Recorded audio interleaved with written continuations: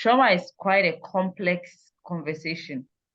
So I'll try to be very, very, how do I put it? As basic as possible so that we can all relate and we all know how to go about the dynamics of our various traumas. That is, if you find yourself experiencing or having to experience a traumatic event in the past, or to even protect yourself in the future should you encounter any trauma event. Now, the human body is naturally wired to, in quote, be alert, be in a mood of alertness.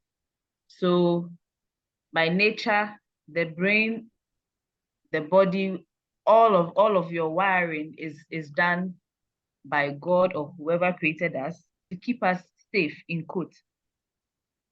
So you realize that by nature, we tend to dwell towards stressful events or events that trigger that alertness of the body.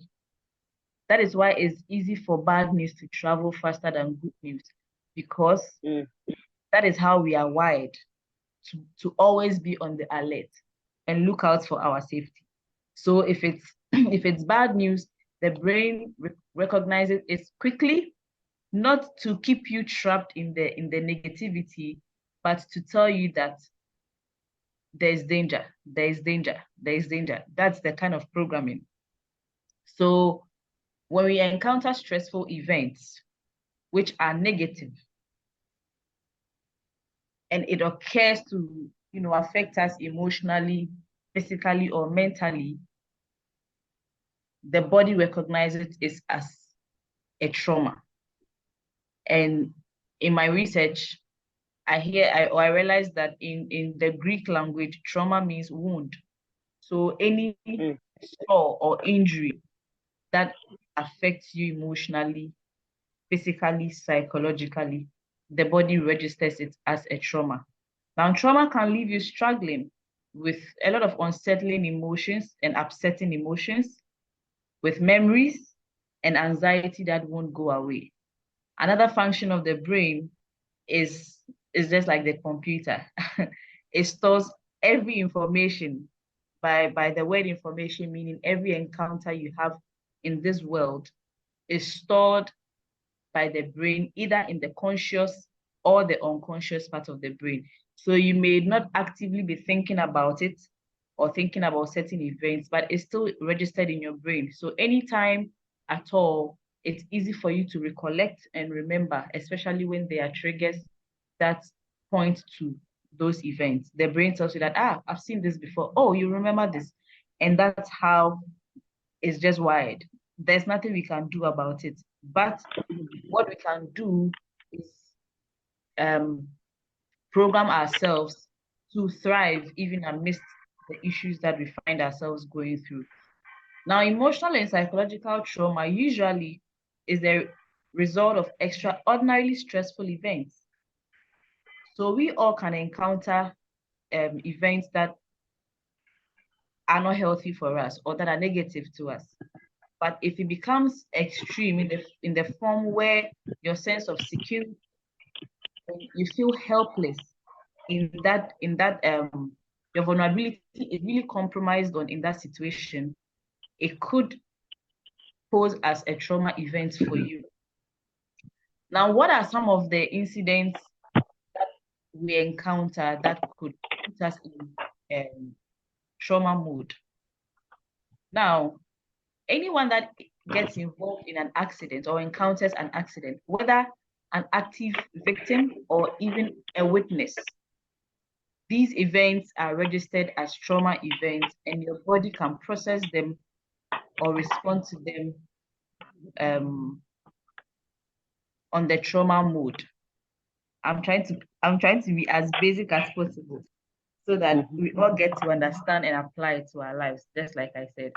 Now, physical injury, violent attacks, maybe a robbery, theft case. Some time ago, someone snatched my phone at a bus stop. And it was a crazy experience for me.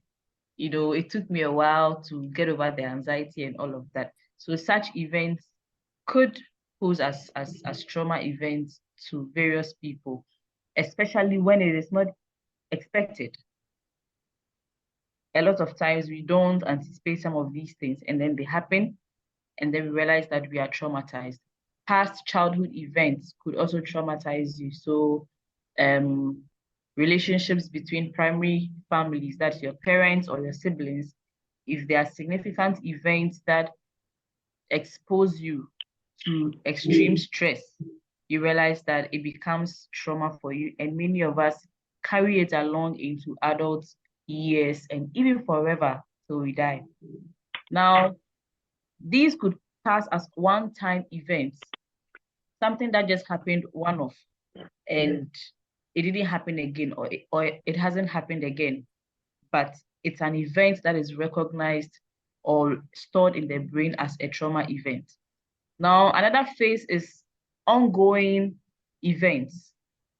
So if you live in a city where violence, crime, insecurity is high, on a daily basis, you might live in your life on trauma mode because there are uncertainties that can happen on a daily.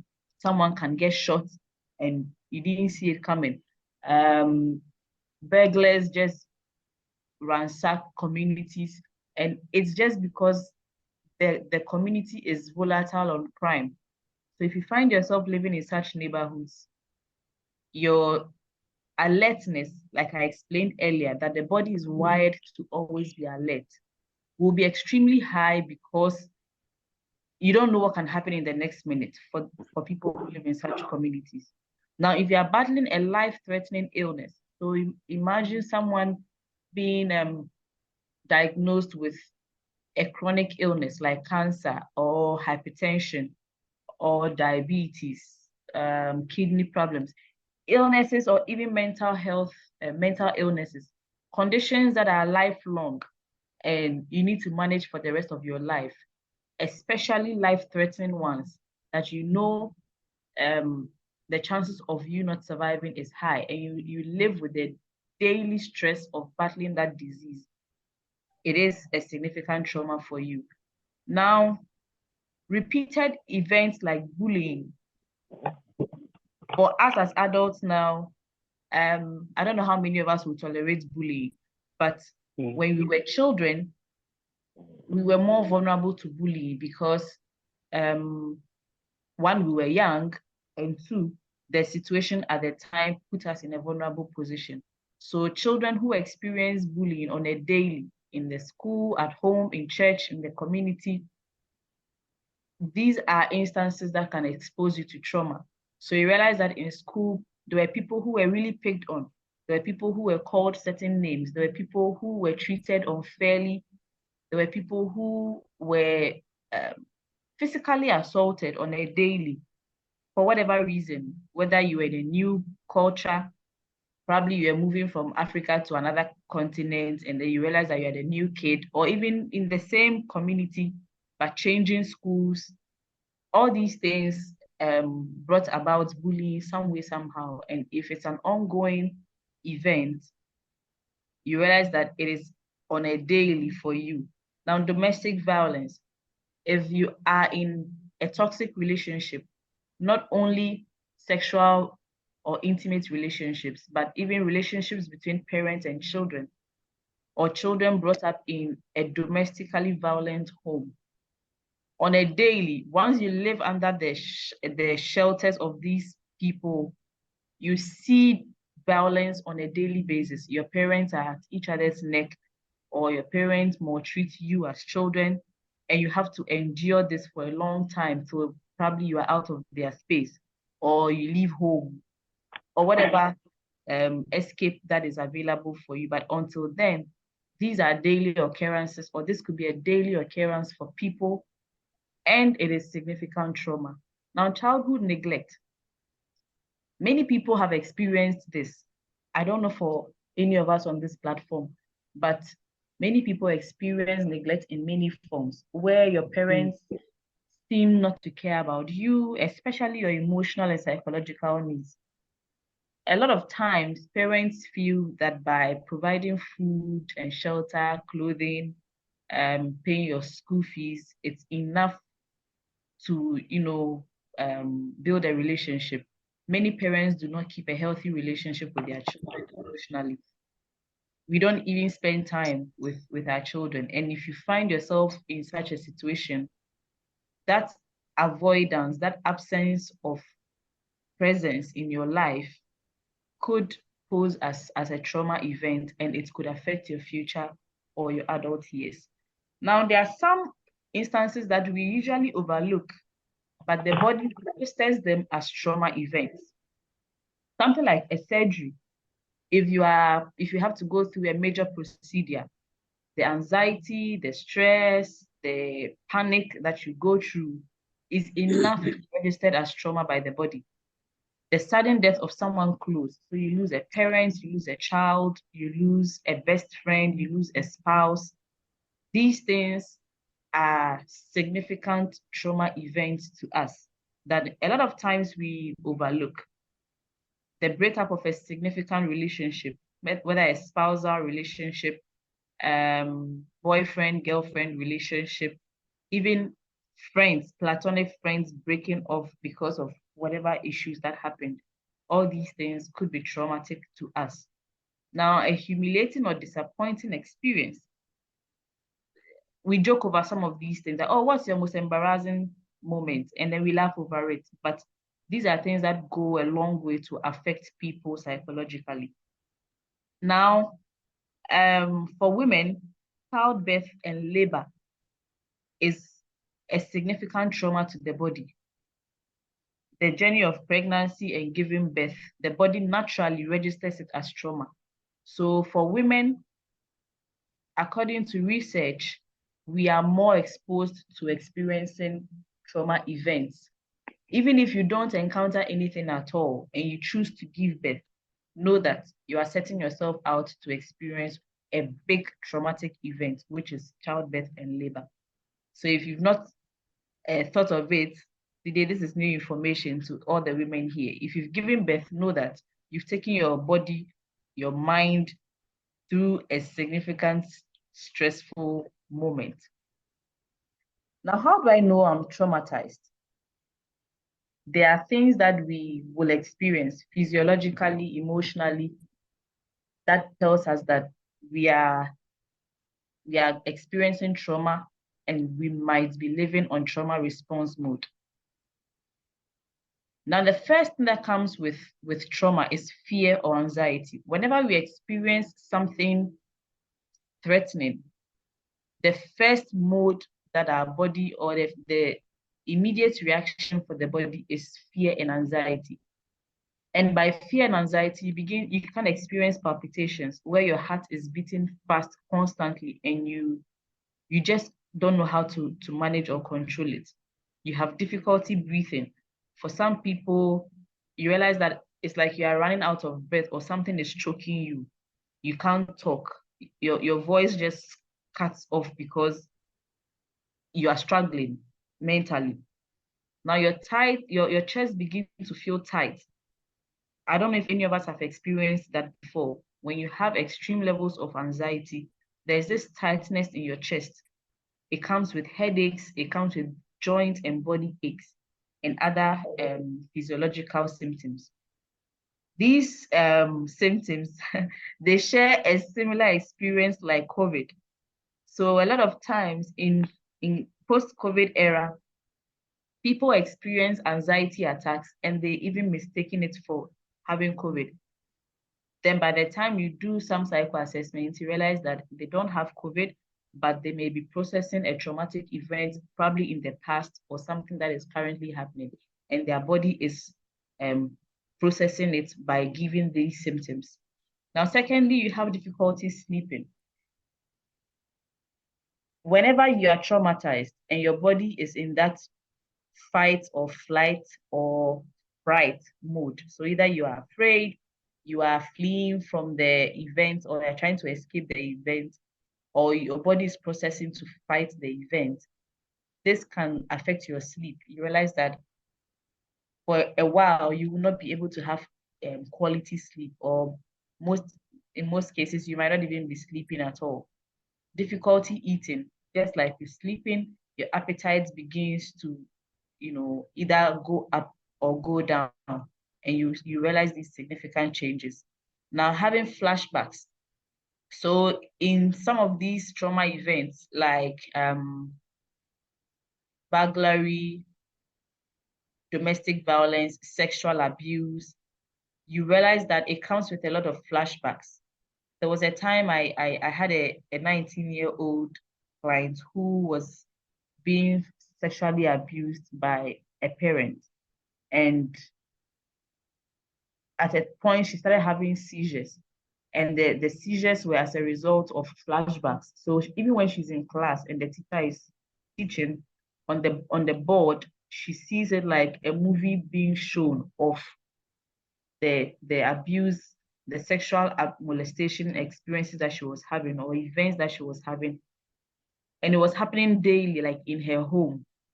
So she could see it happening like on the screen, and then she would pass out. So these are examples that some of us may experience, that you feel like the event is happening all over again. You feel like you can actually vividly see what is happening, but you're the only person who sees it. These are called flashbacks. Now, urges to avoid situations associated with the event. Again, this goes to emphasize on the anxiety. When you are afraid of something, you don't want to come into contact with it. So the immediate reaction or coping to that is to avoid. So you find people avoiding situations that have threatened them before. So if I was robbed on this road, I'll try as much as possible not to use that route again, because I just don't want to remember the events that happened there. If I had an accident, there are people who avoid sitting in cars for sometimes forever. I know people who don't like sitting in the front seat because they are afraid that they will be the first to be affected in case an accident happens. So these are significant, reactions that our body goes through. You realize that you are always on the edge. You always feel like you are super alert. And already the body is wired to programmed to spot danger. So the body is naturally always on alert. But if it also experiences trauma, then the alertness is like hyper alert. So you just can't find yourself calming down. You are always on the edge, looking out for the next available danger. Now, these symptoms vary. What you will experience, or the same events that all of us will experience that will traumatize you, might not traumatize me. Someone could even encounter rape and will not feel these symptoms of trauma. They just shut it out and then live. Some will also never get past it and then experience all these reactions, and it cripples them. So that is how come we always encourage that you don't trivialize people's experiences, because what could affect you could be normal for me, and what could be normal for me could be a serious trauma for you. So there's no single reaction, and there's no single time for recovery. That, oh, as for robbery attack, by 1 week you should be fine. There is no deadline that this is the time frame that you can recover. Like I said earlier, some people live through these experiences for the rest of their lives. Now, the first part is their short-term experiences. So these ones are the immediate reactions that you find yourself experiencing. If you do not deal with these immediate reactions, so let's say you are in an abusive marriage or relationship, or even you live in an abusive household, and it's on a daily for you. So there is nothing you can do about it because you still live there and you are exposed to that situation. Over time, you begin to have nightmares. Even though your sleep is impaired, the little time you get to sleep, you are having bad dreams, you're having nightmares about crazy things. Sometimes not even what is happening, but you are just having dreams that don't make sense, and dreams that scare you. Now, you can have socialization problems, which could include social anxiety, relationship problems, and interpersonal problems, even relationship with your own self. If you don't take care, the effects of your trauma can affect the relationship you have with yourself. That's how come many people might suffer self-esteem problems, confidence issues. They struggle to accept themselves. And all of these things are as a result of the effects of trauma on them. Now, you may experience severe phobias. So like I said, the fear at the initial stage is just to alert you that, oh, something has happened, I'm afraid of it, I don't want it to happen again, blah, blah, blah. Then we begin to avoid the situation. Now, the more we avoid, let's keep, you can jot this down in your notepad, that avoidance fuels the anxiety. The more you avoid a particular situation, the more anxious and afraid you become about it, because you teach the brain that I don't like this and I need to stay away from it as far as possible. So anything that looks like it, again, the body is wired to always stay alert. The brain will tell you that, this is coming, go away. This is coming, go away. So avoidance fuels the anxiety for us. Now, finally, we can experience personality problems. So there are people who even their personalities are alterated because of these things. An example, when you are exposed to a domestically violent home, the chances that you grow up to pick up personality problems in that line is very high. So either you normalize being in toxic relationships because that is the normal for you, that's what you've experienced all your life, or you realize that you yourself become very, very abusive to your partners and people that come into close contact with you. You might become a narcissist by view of your exposure to some of these households. You might also end up being very, very paranoid because you don't trust anybody. You fear that once I give myself to this person, he or she is going to abuse me. So there's a lot of paranoia that comes, and these things compromise on our personalities. There are people who experience sexual abuse, and I don't know, there's this movie on Netflix. If you haven't watched it, maybe you can watch it. Alter Ego. So you can jot it down, maybe you can watch it, and then it teaches us some of these personality dynamics that you can begin to pretend to be something or someone you are not, just to get away from that person who was abused.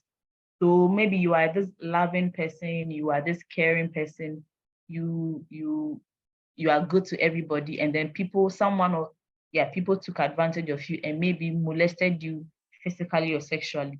Now, how do I become the opposite of this personality so that I now rather show people that I can do to you what you did to me? I don't know if I'm making sense on that, but you have such situations present itself to people who go through extreme forms of stress. But at this point, if anyone has a question, you can just chip in so that we... Okay, so I guess I do have a question, okay? Okay. So you have said avoidance fuels the anxiety, yeah, which could lead to phobia. Yeah. But my question is, now where do we put a line? Where do we draw the line between being, okay, you've also explained that some incidents could happen to one person, one person could be traumatized, but the other one is not traumatized. Yeah. Yes. So where do we put a line between, let's say someone, we have one side, the one who's traumatized. So that one is clear. Now this other person who is not traumatized, where do we draw the line that maybe you're either not traumatized or you're trying to avoid, or you want to ignore that you're traumatized? I don't know the right word to use there. I get you. You know, sometimes you don't want to accept the fact that you're traumatized. So you choose to, yes. Where do we draw the line? It's still a form of avoidance. It's a mental avoidance.